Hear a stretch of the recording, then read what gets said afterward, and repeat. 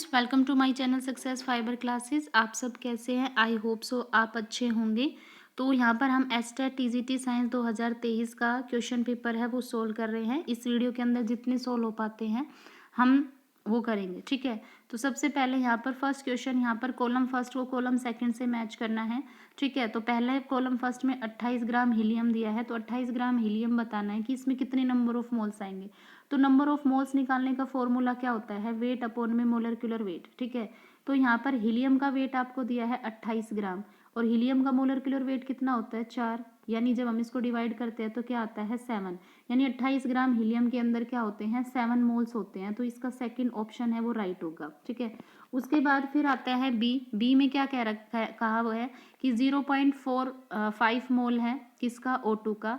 तो ये आपको बताना है। तो भाई अभी मैंने आपको एक फॉर्मूला बताया, नंबर ऑफ मोल होता है वेट अपॉन मोलर वेट, ठीक है। तो मोलर वेट O2 का कितना होता है भाई? एक ऑक्सीजन का एटॉमिक मास 16 होता है, तो यहाँ से हम 2 का निकालेंगे तो कितना हो जाएगा? 32।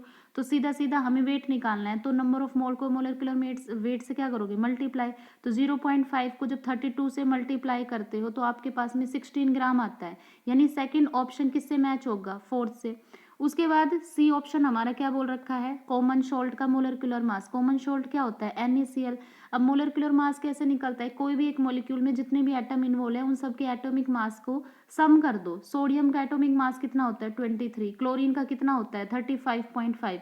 तो जब हम इनको एड ऑन करते हैं तो हमारे पास में 58.5 यूनिट आता है। तो कौन सा ऑप्शन होगा? फर्स्ट। अब देखो ए का कौन सा था? हमारा सेकेंड, ठीक है। सी का क्या है? सी का हमारा था कौन सा? फर्स्ट। तो कौन सा ऑप्शन है हमारा? बी ऑप्शन राइट है। तो इसका आंसर क्या होएगा? बी ऑप्शन, ठीक है। उसके बाद नेक्स्ट क्वेश्चन है which is the correct option in following. तो यहाँ पे फ्रिक्शंस के बीच में आपको ऑप्शन बताना था। तो हमें पता है कि स्टैटिक फ्रिक्शन है ये हमारा क्या होता है?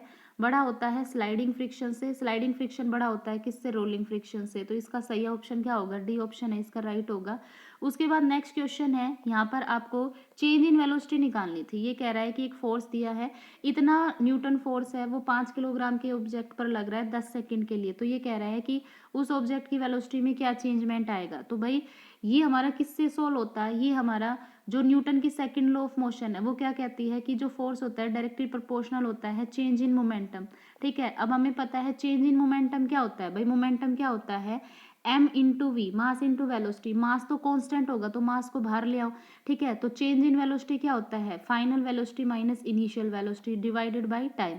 तो यहाँ पर आपको फोर्स दिया है, टाइम दिया है, ठीक है, मास दिया है, तो आपको चेंज इन वेलोसिटी निकालना है, यानी आपको यहाँ पे डेल वी निकालना है। तो आपको ये फॉर्मूला लर्न रखना है, ठीक है। तो कैसे निकालोगे? देखो फोर्स हमें किस में दिया है? वेक्टर के अंदर। फोर्स निकालने के लिए हम क्या करते हैं? इनका मैग्नीट्यूड निकालते हैं। मैग्नीट्यूड निकालने के लिए हम क्या करते हैं? इनकी जितने भी हमारे हर वेक्टर के आई वेक्टर, जे वेक्टर, के कैप वेक्टर, इन सब के कोफिशिएंट का स्क्वायर कर देंगे। तो 2 square plus 3 square plus 6 square कितना आता है हमारा? 4 प्लस में 9 प्लस में 36। तो ये कितना आता है? 49। 49 का रूट कितना होता है? 7। यानी यहाँ पे फोर्स क्या आता है हमारा? 7। अब मैंने आपको फॉर्मूला क्या बताया था? F इक्वल टू, क्या बताया था formula? F equal to m, ठीक है, चेंज इन वेलोसिटी अपॉन में टाइम। तो यहाँ पे हमें चेंज इन वेलोसिटी निकालनी है, तो क्या हो जाएगा? फोर्स इंटू टाइम, मतलब फोर्स इंटू ये टाइम और अपॉन में मास। तो बस इसको कर दो। फोर्स हमारा क्या है? 7, ठीक है। अब यहाँ पे हमें जो ये दिया हुआ है टाइम दिया है कितना? 10 सेकंड के लिए। मास कितना दे रखा है? 5। तो यहाँ से इसको जब हम सोल्व करते हैं तो हमारे पास में क्या आंसर आता है? 14। यानी इसका बी ऑप्शन हमारा क्या होगा? राइट होगा। उसके बाद फिर नेक्स्ट क्वेश्चन है हमारा, ये कह रहा है कि chief producer in ocean. Ocean के अंदर जो हमारा चीफ प्रोड्यूसर्स होता है वो कौन सा होता है? तो भाई जो ओशियंस होता है उसके अंदर जो प्रोड्यूसर्स होता है वो फाइटोप्लैंक्टन्स होता है, ठीक है। और जो प्लैंक्टन्स होता है ये एक तरह का डाई एटम होता है, इसलिए इसको चीफ प्रोड्यूसर बोला जाता है। तो इसका आंसर क्या होगा? B, diatoms. उसके बाद फिर हमारा 95 क्वेश्चन है, ये कह रहा है कि जो मिनिमम डिस्टेंस होती है कोई भी डिस्टिंक्ट विजन के लिए, यंग अडल्ट के लिए, तो क्या होती है? तो भाई इसका आंसर होता है 25 सेंटीमीटर। मतलब जो मिनिमम हम देख पाते हैं, हमारे लिए जो मिनिमम डिस्टेंस है वो 25 सेंटीमीटर होती है। उसके बाद फिर आता है हमारा 96 का, ठीक है। 96 क्या कह रहा है? कॉलम फर्स्ट को कॉलम सेकंड से मैच करना है। कॉलम सेकंड में आपको मेथड दिए हैं और कॉलम फर्स्ट में मिक्सचर दिए हैं, ठीक है।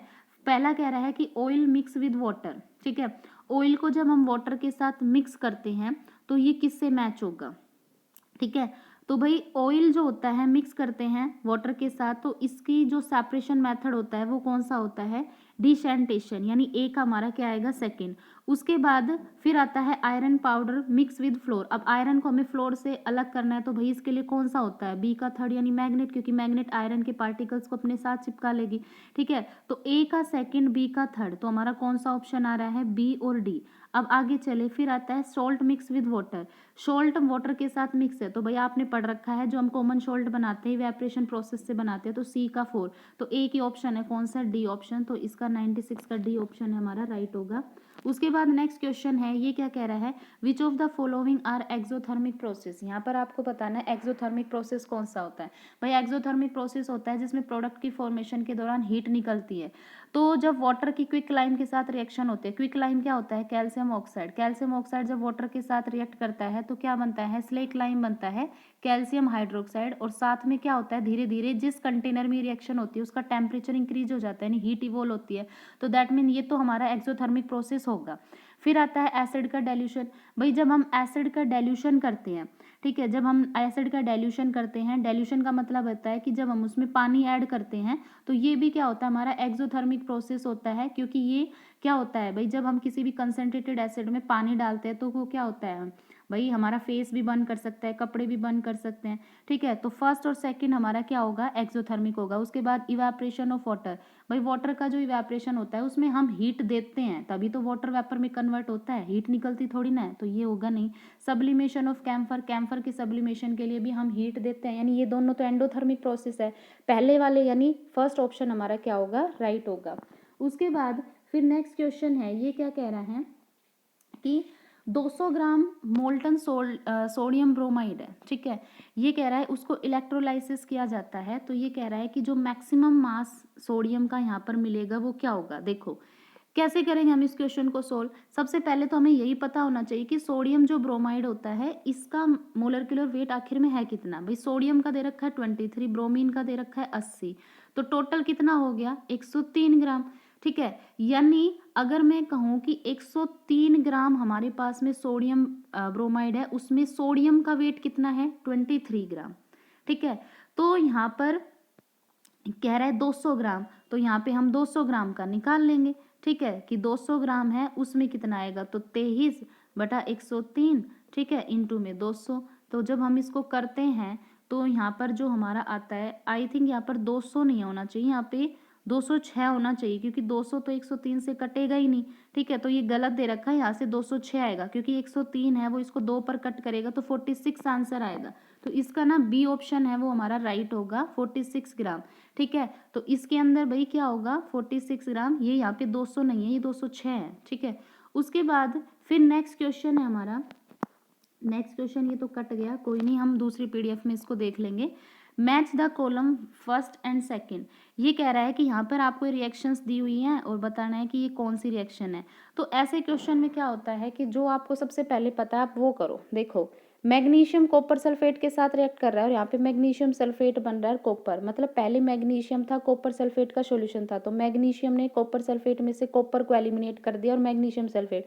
तो ये कौन सी रिएक्शन होती है, डिस्प्लेसमेंट रिएक्शन, यानी डी का तो हमारा क्या आएगा थर्ड, ठीक है। उसके बाद फिर आता है हमारा थर्मल डिकम्पोजिशन, ठीक है। उसके बाद हमारा आता है थर्मल डिकम्पोजिशन। तो थर्मल डिकम्पोजिशन क्या होता है कि जो डिकम्पोजिशन हमारा हीट की प्रेजेंस में हो, तो यहाँ पे देखो डिकम्पोजिशन में क्या होता है, कोई एक सिंगल रिएक्टेंट होता है और दो या दो से ज़्यादा प्रोडक्ट में टूटता है, तो इतनी रिएक्शन में आपको सिर्फ ये दिख रहा है, ये थर्मल डिकम्पोजिशन का एग्जाम्पल है, अगर आपने 10th में ढंग से पढ़ा है तो बी का हमारा क्या होगा, फर्स्ट आंसर होगा, ठीक है। तो इसका मतलब इसका हमारा कौन सा आंसर होगा, ए आंसर होगा। उसके बाद इलेक्ट्रोलाइसिस डिकम्पोजिशन क्या होगा, भाई जो हमारा इलेक्ट्रोलाइसिस डिकम्पोजिशन है ये क्या होता है कि एल्यूमिना का करते हैं, तो एल्यूमिनियम ऑक्सीजन मिलता है, और डिस्प्लेसमेंट मैंने आपको बता ही दिया, ठीक है।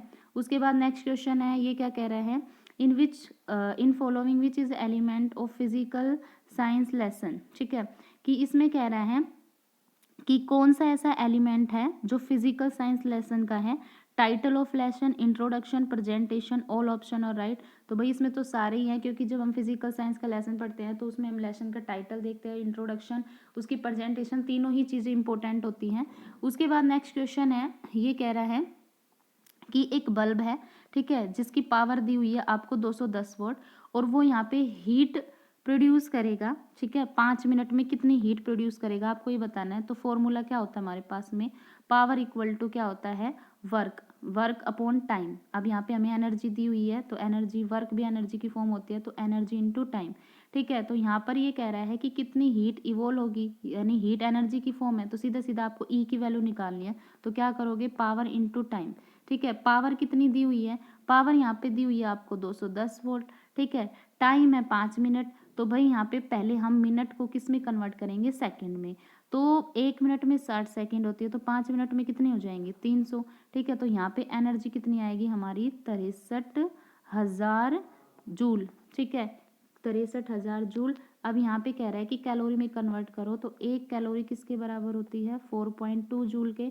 तो यहाँ पे हम 63,000 को क्या कर देंगे, 4.2 से हम डिवाइड करते हैं, तो हमारा आंसर आता है 15,000 कैलोरी, ठीक है। तो इसका आंसर क्या होगा, सी आंसर इसका राइट होगा, ठीक है। तो हमने आज इतने क्वेश्चन सोल्व कर लिए, बाकी के जो क्वेश्चन है हम नेक्स्ट वीडियो में करेंगे। आई होप आपको ये वीडियो अच्छी लगी है, इन्फॉर्मेटिव लगी है। वीडियो अच्छी लगी तो चैनल को लाइक शेयर सब्सक्राइब कीजिए। Thank you very much.